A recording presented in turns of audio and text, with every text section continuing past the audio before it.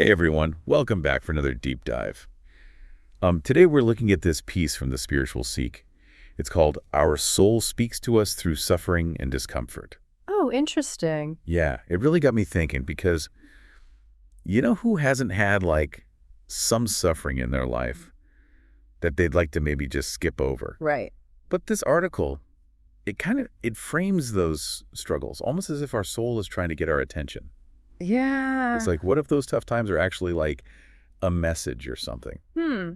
That's a really interesting way to look at it. It does make you rethink those experiences, doesn't it? It totally does. It's funny how we often view suffering as purely negative, something to be avoided at all costs. Right, like run away. Yeah, exactly.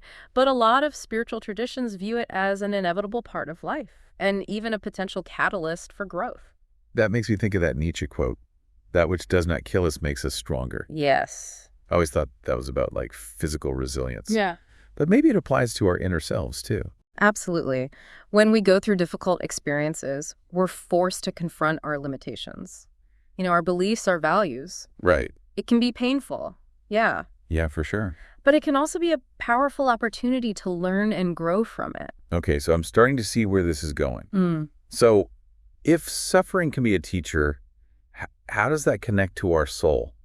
How does our soul actually speak to us through these experiences? Well, the article uses this analogy of a radio signal, Okay. which I think is pretty helpful for visualizing this. I like a good analogy. Yeah. So imagine your soul is trying to send you a message, but there's all this static in the way. Okay. And that static could be anything that distracts you from your inner world. The constant pursuit of material possessions, the pressure to achieve success, that endless stream of information we're bombarded with every day. Right. It's almost too much input all the time. Exactly. It's we're so busy tuning into everyone else's frequency that we miss the signal from our own soul. That makes so much sense. It's like when you're trying to have a conversation in a really loud room. Yeah. You have to really focus to hear what the other person is saying. Right.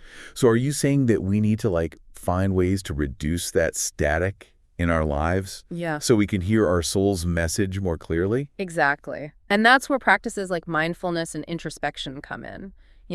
Taking time for quiet reflection, disconnecting from the digital world, and just paying attention to our thoughts and feelings can help us clear those airwaves, so to speak. Okay. Yeah. Creating space for that to happen. Exactly. I like that. It's almost like creating a sacred space within ourselves where we can actually listen to what our soul is trying to tell us. But what happens if we don't create that space? What do we keep ignoring those signals? Well, the article suggests that this disconnect between our soul's needs and our ego's desires can manifest in a lot of different ways. Good. It could be that nagging feeling of dissatisfaction with your life, even if you have everything you should want. Right. It could be anxiety or depression that seems to come out of nowhere. Or it could even be physical ailments that doctors can't quite explain. Wow, okay, so we're talking about some pretty serious consequences here. Yeah. It's not just about missing out on some vague sense of fulfillment. It's about potentially impacting our mental and physical well-being. Right, and this is where the article's distinction between the soul and the ego becomes really important. Our ego is that part of us that's focused on external validation, on acquiring more, on achieving success as defined by society. It's driven by fear and a sense of lack. Yeah, who hasn't felt that pressure to keep up with the Joneses or achieve some arbitrary level of success? Exactly. But the soul, on the other hand, is concerned with our deeper purpose. Our authentic self, our connection to something greater than ourselves. It's driven by love and a sense of wholeness. Okay, so it sounds like we need to find a way to balance those two. The ego's desire for achievement and the soul's yearning for meaning. But how do we even know which voice we're listening to? How can we tell the difference between our ego's demands and our soul's whispers? That's a great question, and it's something that we're going to explore further in this deep dive. But one clue the article offers is that the ego's voice often sounds like fear, while the soul's voice sounds like love. Okay, I'm already feeling like this deep dive is giving me some serious food for thought. I can't wait to unpack this idea of soul versus ego even further and see how it plays out in our lives. Yeah, definitely. This is going to be good. Stay with us. So we were talking about those signals from our soul. Right. And how important it is to pay attention to them. Right. What happens if we don't? Well, the article suggests that pushing away those feelings can actually make things worse. Oh, that's kind of scary. It's like sweeping dirt under the rug. Yes, exactly. It might look clean on the surface, but it's still there, festering underneath. Right. So we're not just talking about feeling bad. Are we? Like, are there real consequences to ignoring our soul? That's a great point. It's not just some vague spiritual concept. The article highlights actual studies that have shown links between unaddressed emotional pain and physical health problems. It's like our bodies are literally manifesting the pain we're trying to ignore. Wow, that's pretty intense. The article also brought up Nietzsche again, something about eternal recurrence. Do you remember that? Oh, yeah. That's a real head spinner, right? Yeah. It's like this thought experiment. Imagine having to live your life over and over again exactly the same way, Yeah. with all its joys and sorrows. Would you change anything about how you handle those tough times? Okay, I'm already feeling a little existential dread just thinking about that. Yeah. But I get it. It forces you to look at your choices Hmm. and see if you're just on autopilot or if you're consciously navigating your path. Exactly. But okay, enough with the heavy stuff.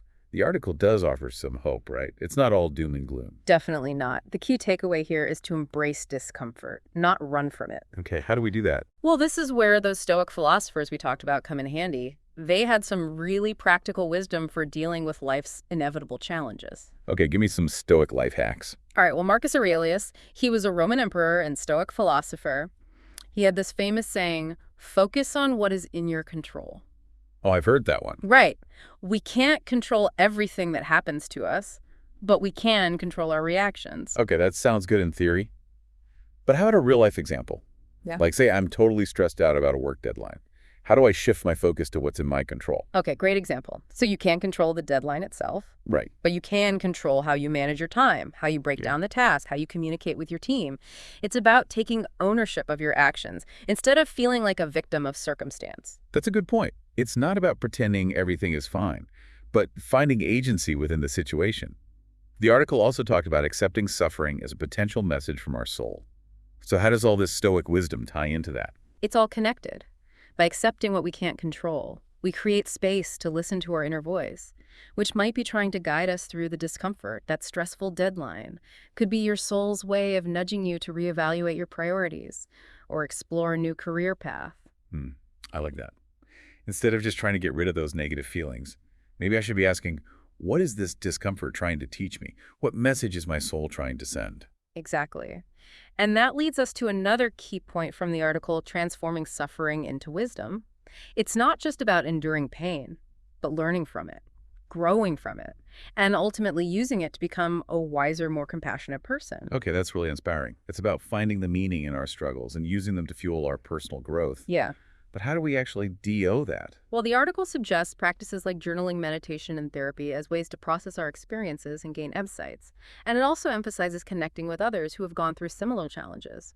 Sometimes just talking about our struggles with someone who understands can help us make sense of them and find a path forward. That makes sense, like a burden shared is a burden halved or something. Right. Speaking of processing experiences, the article also mentioned this spiritual self-test. Did you see that? Yeah, I did. It's like a short quiz designed to help you gauge your level of spirituality. We won't go through all the statements here, All right. but there were a couple that really stood out to me. One was, sometimes I have the feeling that human society is insane. Oh, I relate to that one hard, Yeah. especially after scrolling through social media for too long. Right. And the other one was, the more I inquire and learn, the more doubts arise in my mind. I thought that was interesting because it challenges the idea that spirituality is about having all the answers. Maybe it's more about embracing the mystery and being comfortable with not knowing everything. Yeah, I like that perspective. It's about curiosity and openness rather than dogma and certainty. I bet a lot of our listeners can relate to those statements too. For sure. What's cool is that the quiz results range from not spiritual at all to very spiritual. So it's not about judging yourself, but about becoming more aware of your own spiritual inclinations. And if you're curious to see where you fall on the spectrum, you can check out the full quiz on the Spiritual Seek website. Definitely worth checking out. This whole conversation is making me think about how we even define spirituality. Is it about following a specific religion or set of beliefs? Or is it something more personal? More about how we connect with ourselves, with others, and with the world around us? That's a great question. And I think it's something each individual will have to define for themselves. But this article seems to suggest that spirituality is less about adhering to doctrines and more about cultivating a sense of awareness, compassion, and connection. That resonates with me. It's about living with intention and seeking meaning in our experiences. both the joyful and the painful. Yeah. It's about recognizing that maybe, just maybe, those difficult times are not just random events, but opportunities for our soul to guide us toward our truest selves. It's amazing how much my perspective has shifted just from diving into this article. We started off talking about how most of us would rather just skip the suffering in life. Yeah. But now I don't know, seeing those tough times in a whole new light. It really is incredible how a shift in perspective can completely change our understanding of something, isn't it? It really is. Instead of seeing suffering as like the enemy, maybe we can view it as a teacher, Yes. a messenger from our soul. That's a great way to put it. And that makes me think about that final point from the article, this idea of transforming suffering into wisdom. Absolutely. That's a powerful concept, and it really builds on everything we've been discussing. It's not just about enduring hardship, but about extracting meaning from it, learning from it, and ultimately using it to fuel our personal growth. So it's not about like seeking out pain or wallowing in it, but about recognizing that when those challenges inevitably come up, they can actually be opportunities to learn something valuable about ourselves and the world around us. Exactly. And that learning can lead to a deeper understanding of ourselves, a greater sense of empathy for others, and a more resilient spirit in the face of future challenges. It's like those experiences, even the painful ones, become part of like the fabric of who we are, you know, shaping our values, our beliefs, our outlook on life. That's beautifully said. I think it really highlights the transformative power of suffering. When we approach it with the right mindset, it's not about denying the pain or pretending everything is okay, but about embracing the opportunity for growth that it presents. I think this whole deep dive has really been about reframing how we see suffering. It's not the enemy, it's a teacher. And maybe, just maybe those tough times aren't just random events, but opportunities for our soul to guide us towards our truest selves. I love that. And I think it's a beautiful takeaway from our exploration today. It's a reminder that even in the midst of difficulty, there's always the potential for growth, for learning, for transformation. It all starts with paying attention to those whispers from within, those subtle nudges from our soul that are trying to guide us towards a more fulfilling and meaningful life. So knowing what we've discussed today, how might you approach difficult situations differently in the future? Will you try to see those challenges as potential messages from your soul? Will you embrace the discomfort instead of running from it? Those are questions worth pondering as you continue on your journey. This has given us so much to think about. I hope it's inspired you to tune in to your own inner voice and explore those challenging experiences with a newfound sense of curiosity and openness. Thanks for joining us. And until next time, keep exploring, keep questioning, and keep diving deep.